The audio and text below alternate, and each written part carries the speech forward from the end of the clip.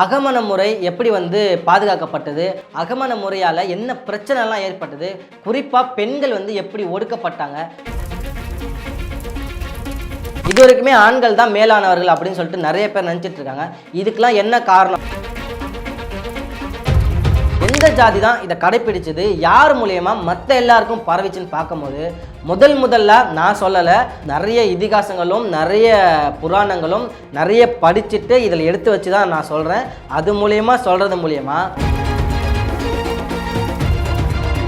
இந்த வர்ணங்கள்லாம் உருவாகிறதுக்கு எதெல்லாம் காரணமாக இருந்துச்சு, அப்புறம் இந்த மத நூல்கள் இதெல்லாம் பற்றி கடவுள்கள்லாம் என்ன சொல்கிறாங்க. சாதி ஒட்டுமொத்தமாக சுற்றி எங்கே வரும்னா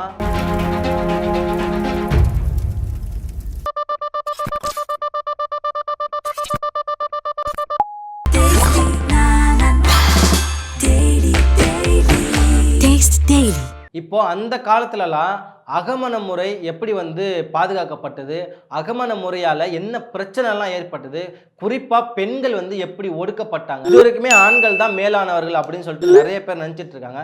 இதுக்கெல்லாம் என்ன காரணம் அப்படின்னு சொல்லிட்டு நம்ம ஃபஸ்ட்டு பார்க்கலாம். ஒரு குழுவில் இப்போ தான் நம்ம சாதி அப்படின்னு சொல்லிட்டு சொல்கிறோம். அப்போல்லாம் வர்ணாசிரமத்தில் அடிப்படையில் தான் நம்ம பிரிக்கப்பட்டிருந்தோம். இது பின்னாடி பார்க்கலாம், வர்ணாசிரமம் என்ன அப்படின்னு சொல்லிட்டு பின்னாடி பார்க்கலாம்.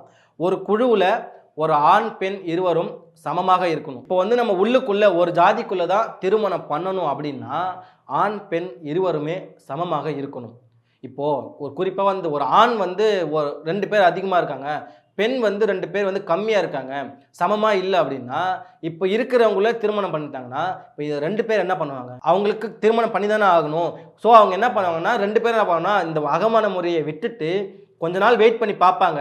விட்டுட்டு வேறு வழி இல்லாமல் புறமண முறைக்கு போயிடுவாங்க. அதாவது வெளியில இருந்து பொண்ணு எடுக்க ஆரம்பிச்சிருவாங்க, இல்லை பொண்ணு அதிகமாக இருந்தால் ஆண் எடுக்க ஆரம்பிச்சிருவாங்க, திருமணம் பண்ணிப்பாங்க. இது மூலயமா புறமண முறை அதிகமாகி ஒரு சாதியிலேருந்து வேற ஒரு ஜாதியில் போய் கல்யாணம் பண்ணிக்கிட்டோம் அப்படின்னா ஜாதி முறையே மாற்றப்பட்டு ஜாதி இல்லாமையே மாறிடும் அப்படின்னு எண்ணினவங்க தான் அகமண முறைக்குள்ள பல விஷயங்களையும் பல கட்டுப்பாடுகளையும் கொண்டு வந்தாங்க. இந்த சாதி ஒட்டுமொத்தமாக சுற்றி எங்கே வரும்னா பெண்களை அடிப்படையாக வச்சு தான் சாதி பிரிக்கப்பட்டிருக்கும்.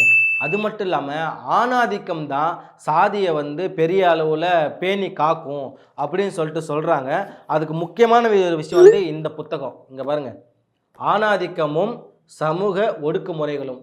இந்த மாதிரி நிறைய புத்தகங்கள் இருக்குது. ஆணாதிக்கம் தான் சமூக ஒடுக்குமுறைகளுக்கெல்லாம் காரணம் அப்படின்னு சொல்லிட்டு பல பேர் சொல்கிறாங்க. அதை பற்றி நம்ம சில டீட்டெயில்ஸ்லாம் பார்க்கலாம். ஏன் பெண்ணை சுற்றியே ஜாதி இருக்குது அப்படின்னு சொல்லிட்டு நம்ம பார்க்கணும். ஏன்னா இப்போ ஒரு குழுக்குள்ளே அகமண முறைன்னு இருக்க வச்சுக்கோங்களேன். ஒரு பெண் ஒரு ஆணை கல்யாணம் பண்ணிக்கிறாங்க, ஒரு கூட்டத்துக்குள்ளேயே தான் பண்ணிக்கிறாங்க, ஜாதி விட்டு பண்ணலை. ஒரே ஜாதிக்குள்ளே ஒரு பெண் ஒரு ஆணை கல்யாணம் பண்ணிக்கிறாங்க, 2 பேரும் சந்தோஷமாக வாழ்ந்துட்டு இருக்காங்க. ஒரு கட்டத்தில் ஆண் இறந்துட்டார் அப்படின்னா பெண்கள் என்ன பண்ணுவாங்க, ஒன்று அந்த பெண் என்ன பண்ணணும்னா இன்னொருத்தரை கல்யாணம் பண்ணிக்கணும். ஆனால் அங்கே இருக்கிற இன்னொரு பையனை கல்யாணம் பண்ணிக்கிட்டாங்க அப்படின்னா அடுத்து வர ஒரு பெண்ணுக்கு வரன் கிடைக்காம போக வாய்ப்பு இருக்கு. அந்த பையனுக்கான பெண் தனிமைப்படுத்தப்படுவா, அந்த பொண்ணுக்கு மாப்பிள்ளை கிடைக்காது. இப்போ இது 2மே நடக்கல, இந்த பொண்ணுக்கு இன்னொரு கல்யாணமும் நடக்கல அப்படின்னா இந்த பெண் என்ன பண்ணுவா, நிச்சயமா ஏதோ ஒரு ஜாதிலையோ ஏதோ ஒரு பையன் நம்மளுக்கு கிடைப்பான், அவங்களை கல்யாணம் பண்ணிக்கணும் தானே நினைப்பாங்க. யாரா இருந்தாலும் உலக வழக்கம் அதானே. ஸோ அப்போ இவங்க என்ன ஒரு கட்டமைப்பை கொண்டு வராங்க. இவங்க என்ன பண்றாங்கன்னா இந்த பெண்ணை சுற்றி ஏன் வருது அப்படின்னு சொல்லணும்னா இப்போ இது ஆண்களுக்கு ஒன்றும் பெண்களுக்கு ஒன்றா இருக்குது, அதனால தான் இதை பெண்ணை சுற்றி வருது அப்படின்னு சொல்லிட்டு அம்பேத்கர் போன்ற பல பேர் இதை சொல்கிறாங்க. முக்கியமாக ஒரு பெண்ணுக்கு திருமணம் ஆகி அவங்க ஹஸ்பண்ட் இறந்துட்டாங்க அப்படின்னா அந்த பெண் புறமண முறையை தீண்டிடக்கூடாது, வேற ஒரு இனத்தில் போய் சேர்ந்துடக்கூடாதுங்கிறதுக்காக முதல்ல சதி ஏறும் திட்டம் அப்படின்னு சொல்லிட்டு கொண்டு வந்தாங்க. அதாவது உடன்கட்டை ஏறுதல். ஏன் உடன்கட்டை ஏறுதலை கொண்டு வந்தாங்கன்னா பெண் இறந்துட்டு போயிட்டாங்க, ஆண் உயிரோடு இருக்காங்கன்னா உடன்கட்டை ஏறுதல் ஆண்களுக்கு கிடையாது. ஏன்னா காலங்காலமாகவே ஆணாதிக்கம், அதாவது ஆண் தான் உயர்ந்தவன் பெண் தாழ்ந்தவள் அப்படிங்கிற ஒரு அமைப்பு தான் அப்பலேருந்து இப்போ வரைக்கும் இருக்கு. இது யாராலையும் மறுக்க முடியாது. அதனால தான் ஆண்களுக்கு ஒரு சட்டமும் பெண்களுக்கு ஒரு சட்டமும் சொல்லியிருக்காங்க. ஆண்களுக்கான சட்டத்தை நான் அடுத்து சொல்கிறேன். பெண்களுக்கு சதி ஏறும் உடன்கட்டை ஏறுதல் அப்படின்னு சொல்லிட்டு சொல்கிறாங்க. அந்த விஷயம் கொஞ்ச நாள் கடைபிடிக்கப்பட்டது. அதுக்கப்புறமா அந்த நடவடிக்கை எடுத்துட்டாங்க.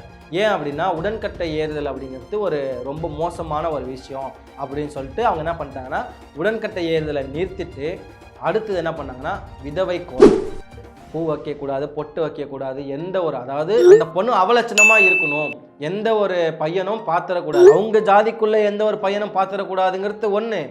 இன்னொன்று, புறமணத்தில், அதாவது அடுத்த ஒரு ஜாதியிலேருந்து ஒரு பையனோ யாரோ ஒருத்தவங்க அந்த பொண்ணை பார்த்துடக்கூடாது அப்படின்னும், இந்த பொண்ணுக்கு தான் அடுத்து திருமணம் பண்ணிக்கணுங்கிற ஒரு எண்ணமே வரக்கூடாது. கண்ணாடியில் முகத்தை பார்க்கும்போது ஏதாவது வருமா? எப்படி வரும்? ஏன்னா ஒரு வெள்ளை புடவையை கொடுத்துட்டு எதுவுமே இல்லாமல் உட்கார வச்சுட்டா இது ஒரு விஷயம். ஆனால் அம்பேத்கர் இந்த விஷயத்தை பற்றி ஒன்று சொல்கிறாரு. உடன்கட்டை ஏறுதலை விட விதவை மனம் மேலாது என்று நீங்கள் நினைத்தால் உடன்கட்டை ஏறுதலே மேலானது அப்படின்னு சொல்லிட்டு அவர் சொல்கிறார். எவ்வளோ ஒரு வலியான வார்த்தையை பாருங்கள். உண்மையாலுமே விதவை கோலத்தை ஒப்பிடும்போது உடன்கட்டை எவ்வளவோ பரவாயில்லைங்க. 2 கட்டை விறகுல வெந்துட்டு போயிடலாம். ஆனால் வாழ்க்கை முழுக்க விதவை கோலம் அப்படிங்கிறது ஒரு பெரிய கஷ்டமாகவே இருக்கும் அந்த பெண்ணுக்கு. இப்போவும் இந்த இது இருந்துட்டு தான் இருக்குது. இதை யாராலையுமே மறுக்கவே முடியாது. சரி, ஓகே, இப்போ ஆண் இறந்துட்டாங்க, அந்த ஒய்ஃபுக்கு இந்த மாதிரி விஷயம்லாம் பண்ணுறாங்கன்னு வச்சுக்கோங்க. இதுவே ஒரு ஆணுக்கு இந்த மாதிரி ஒரு விஷயம் நடக்குது, அதாவது அவங்களோட மனைவி இறந்துட்டாங்க அப்படின்னா ஆணை உடன்கட்டையும் ஏற விட மாட்டாங்க, விதவை கோலமும் பண்ண மாட்டாங்க. ஏன்னா ஆணாதிக்கம் என்பது இங்கே இது வரைக்குமே ஒரு பெரிய விஷயமா பார்க்கப்படுது. ஆண் தான் எப்போவும் மேல். அதனாலேயே அவங்களுக்கு ஒரு விஷயம் பண்ணுவாங்க, பிரம்மச்சாரியம் அப்படின்னு சொல்லிட்டு ஒரு விஷயத்த சொல்லுவாங்க. அதாவது மனைவி இறந்துட்டாங்கன்னா பிரம்மச்சாரியத்தை தழுவி கடவுளை வழிபட்டுக்கிட்டே எப்போ பார்த்தாலும் கடவுள் ஞாபகத்தில் இருக்கணும் அப்படின்னு சொல்லிட்டு ஒரு விஷயம். ஆனால் அந்த விஷயத்தை கடைபிடிக்கிறாங்க கேட்டால் கடைபிடிக்கிறது இல்லை.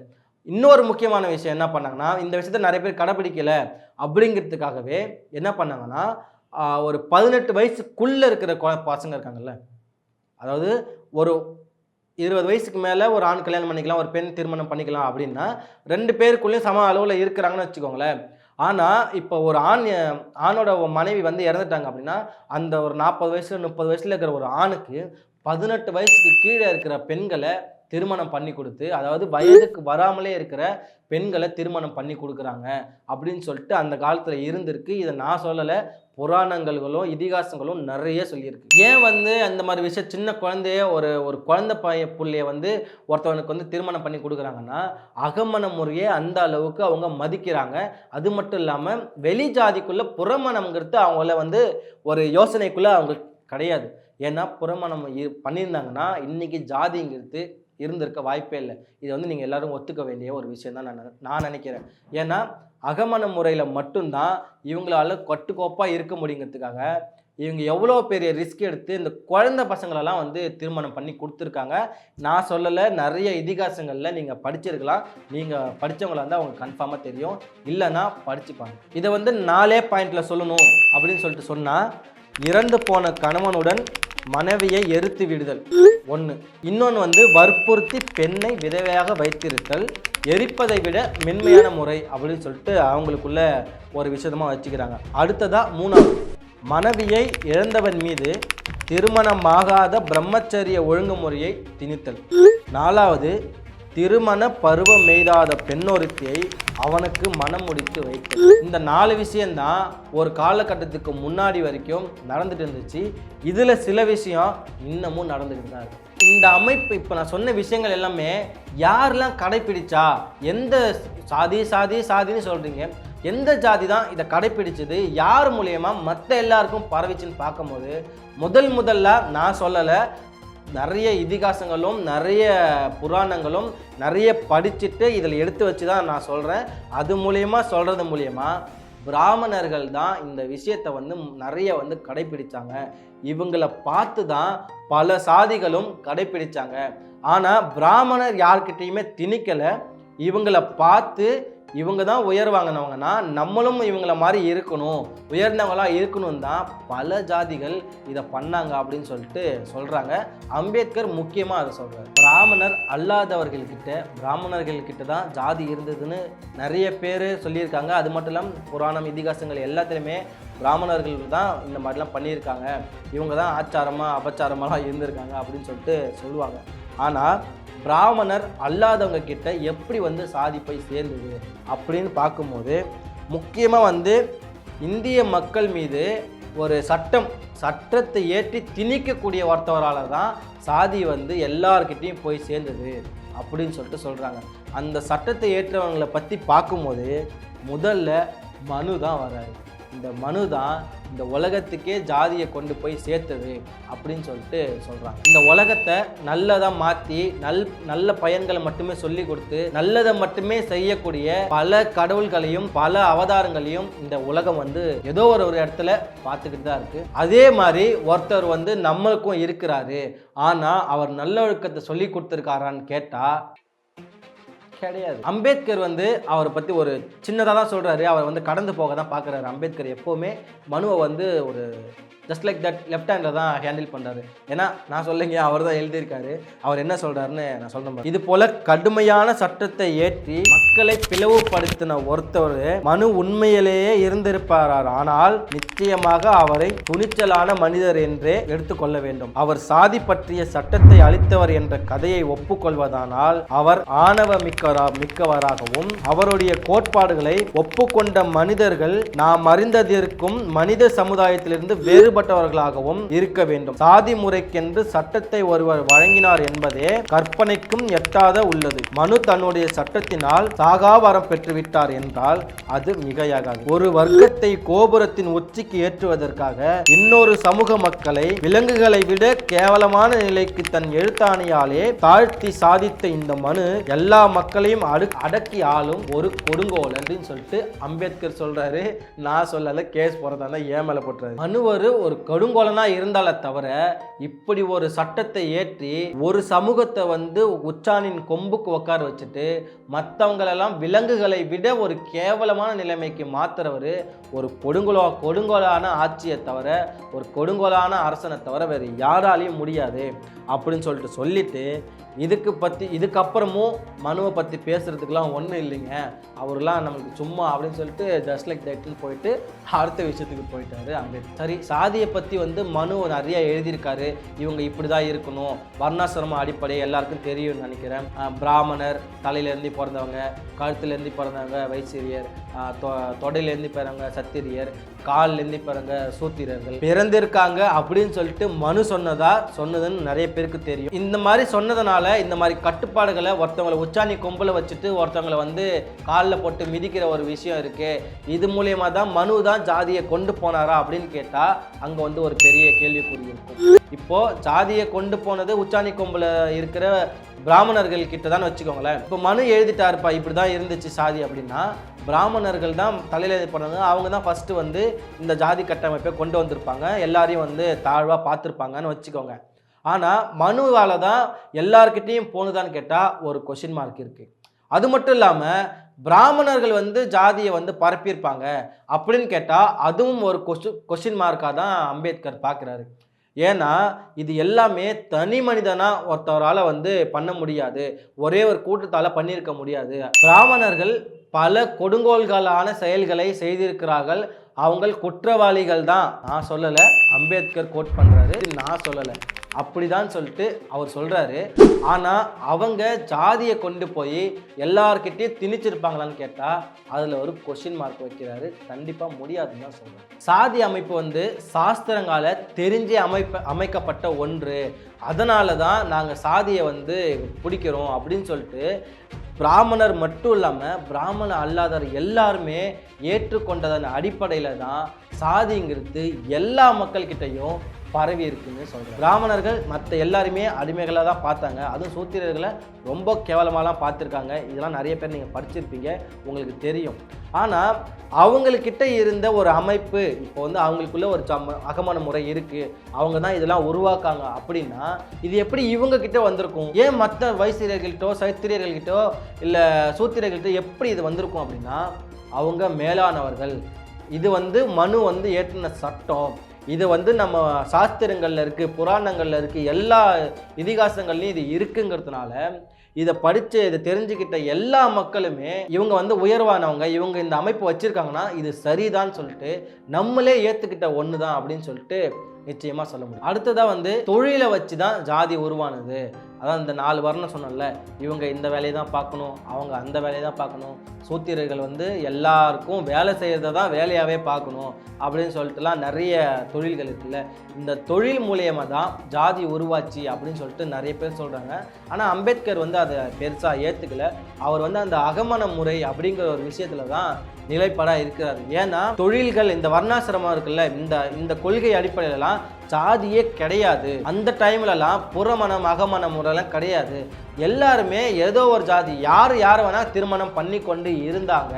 அதுக்கப்புறமா எப்போ வந்து பிராமணர்கள் தங்களை வந்து ஒரு உயர்வானவங்க நினச்சி மற்ற எல்லாருமே தனின்னு நினச்சாங்களோ அதுக்கப்புறமா தான் இந்த சாதி உருவாயிருக்கும் அப்படின்னு சொல்லிட்டு அவர் முழுமையாக நம்புகிறாரு.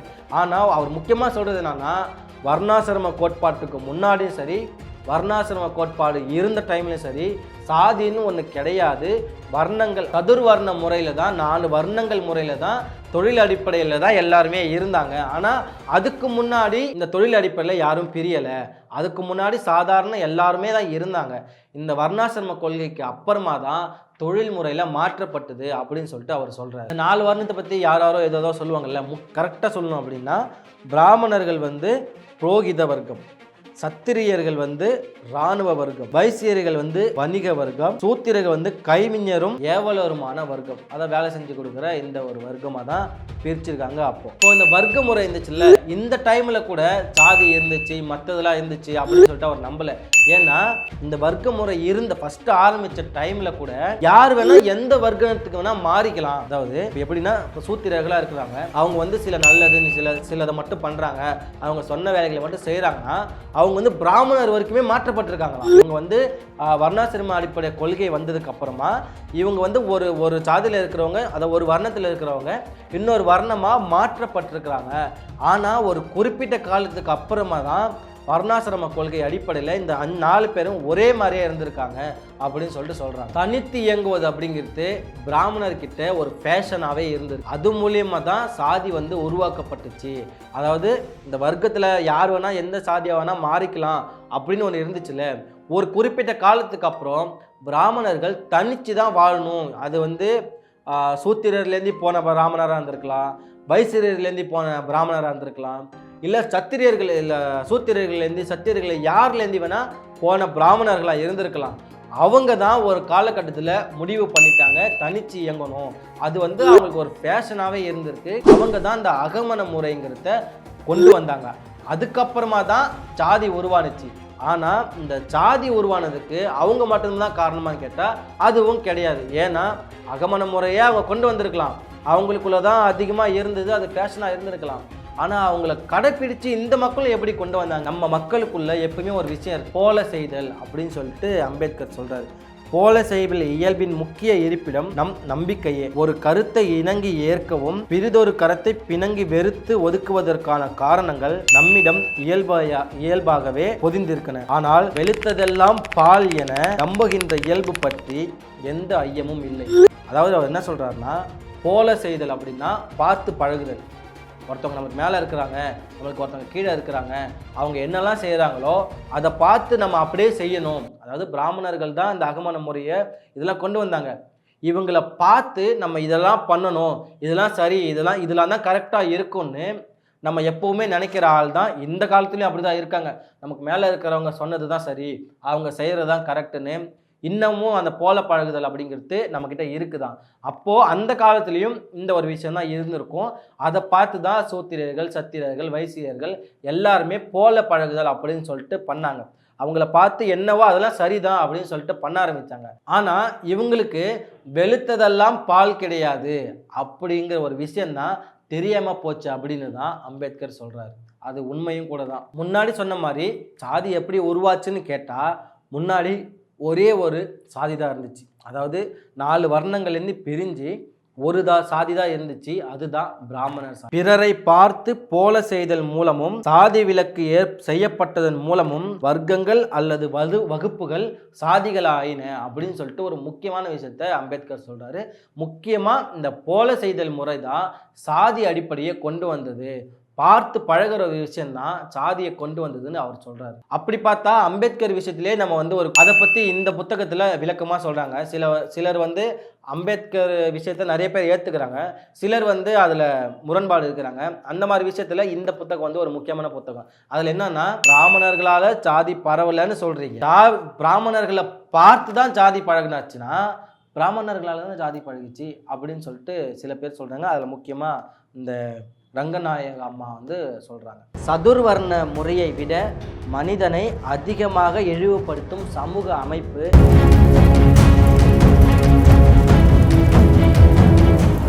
மனு சொன்னதை நம்ம எப்படி ஏற்றுக்கணும்னு சொல்கிறாங்களோ, வேதங்கள்லேருந்து சொன்னதை எப்படி ஏற்றுக்கணும்னு சொல்கிறாங்களோ, காமனர் சத்திரியர் இருவரில் யார் முதலில் வணக்கம் கூறுவது? ரோமில் வந்து அடிமைகளாக இருக்கட்டும், ஜெர்மனிகளை வந்து யூதர் பிரச்சனையாக இருக்கட்டும், அமெரிக்காவில் நியூக்ரோ பிரச்சனைகள், உலகின் எந்த மூலையிலும் இந்தியாவில் உள்ளதற்கு இணையான